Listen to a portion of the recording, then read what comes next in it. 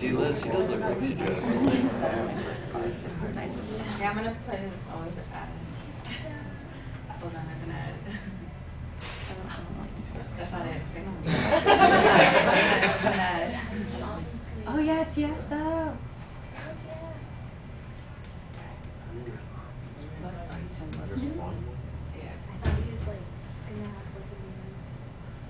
Here, I'm gonna play video and I want you guys to pay attention to the inmate. Thousands of inmates will soon be leaving California for what they hope will be a better life behind bars. They're heading out of state to private prisons.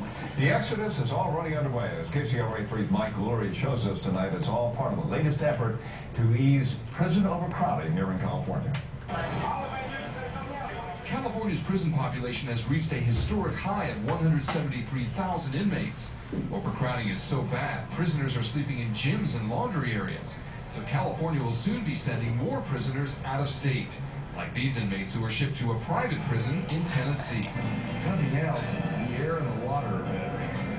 That alone should give you a couple of years to your life. California has signed a new contract to transfer another 3,000 inmates to Arizona for $48 million. Critics say it's a waste of taxpayer dollars, since many of the prisoners are foreign nationals who entered the country illegally. We would save a ton of money by allowing these inmates to go back to serve their sentence in their home country. We'd be saving about almost $1 billion a year. But corrections officials say the primary issue here is public safety. They've been convicted of crimes in California, and we think it's important that they serve their time. California's policy is to keep undocumented criminals behind bars until they've completed their sentence, then move to deport them.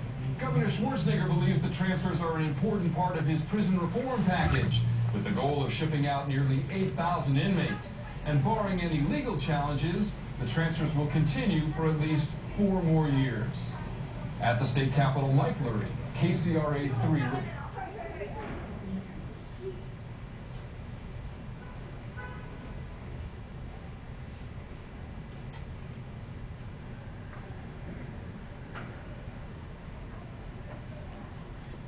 I look at many of your guys' faces, I can tell most of you guys are shocked at what you've seen. How many people are there sleeping in a gym out of prison when really in movies and TV shows you guys see them behind bars and stuff. But in reality, this is happening as I speak today, which leads me to introduce the harmful consequences caused by overcrowded prisons. I've had many friends and families go in and out of the prison system, so what they tell me, I know a lot about it, and they tell me it's horrible and I never want to go there, and this is especially has led me to do a lot of research about it my whole life. Many of them are in prison, as you can see, without any bars. Today, I'm going to introduce 3 harmful consequences of overcrowded prisons. The first consequence of overcrowding is lack of resources. Because there are so many inmates, there's less of everything to go around, so the same space and resources are made to stretch. The opportunities for inmates to participate in self-improvement and rehabilitation and get employment and academic educational training are reduced. And the lack of resources can apply to anything an inmate might need, like toilet paper, showers, books, and television, and recreational materials. According to the most recent statistics from California Department of Corrections and Rehabilitation, California's 33 state prisons house 154,650 prisoners in facilities designed only to hold 82,000 prisoners. And right here in Chino, prison has 5,877 prisoners, but the prison is only designed to hold 2,900 prisoners. Second, the consequence of overcrowded prisons is the health of inmates. Overcrowded prisons elevate inmates' blood pressure, which causes a lot of health complaints. It also directly affects prisoners' mental and physical health by increasing level of uncertainty, which they regularly must cope. As one group of clinicians stated, the prospect of screening inmates for a mental disorder and treating those in need of mental health services has become nearly impossible due to present explosion of prison growth. Overcrowding also introduces social difficulties into an already dangerous environment. So some inmates that wouldn't want to interact with others, and also diseases.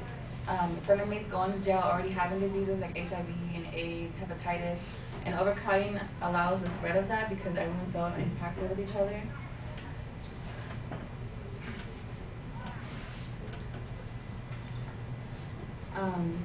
The second,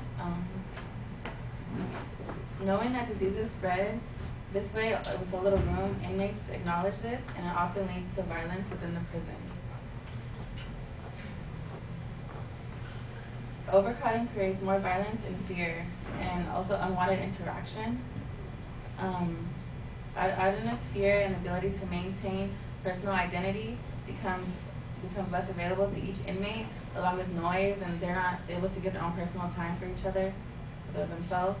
The adjustment process for inmates to cope with active stress, they have withdrawals, aggression, and or depression, and they take it out on other people.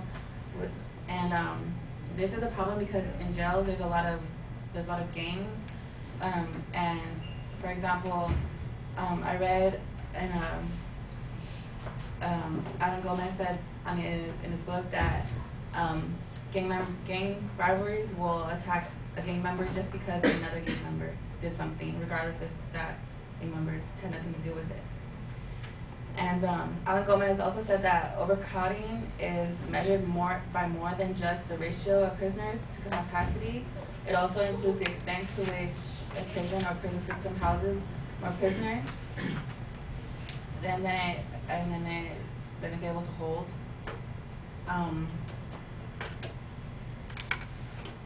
Pat Nolan in The Truth Behind Prison Violence says that the unavailability of resources can have two consequences. One is the frustration, and the other is competition, which often leads to aggression and violence. And aggression and violence has a lot to do with age within the prison system, because a lot of the younger inmates that come into prison are more aggressive because they want to show that they're big and bad to the older inmates, which also causes a lot of tension between all the inmates. So these are only three, as you can see in the picture, how crowded it is. There's some with 2 bunks, and that's one cell on the bottom with 3 people in it, 4 people in it. And this is one cell, 2 people sleeping on the floor. And look, this is in a gym that it's supposed to be a gym within a prison, but really they can't even use a gym because there's so many people have to sleep in the gym. These are only 3 of many consequences due to overcrowded prisons. As you can see, overcrowded prisons is a big issue, and there's something to be done about it. Let's just hope you don't find yourself sleeping in the gym next to a stranger.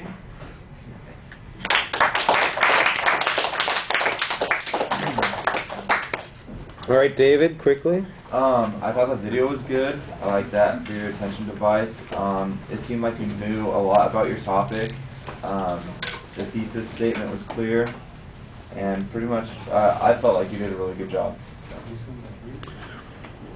All right, I thought the thesis statement was clear. The video clip takes too long. The pictures that you have are pretty good.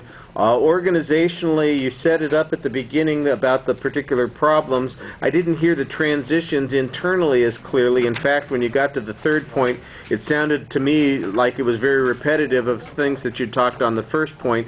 You didn't really start citing sources and information until the last couple minutes of the speech, so I think that needs to be distributed a little bit more consistently throughout the presentation. All right, thank you.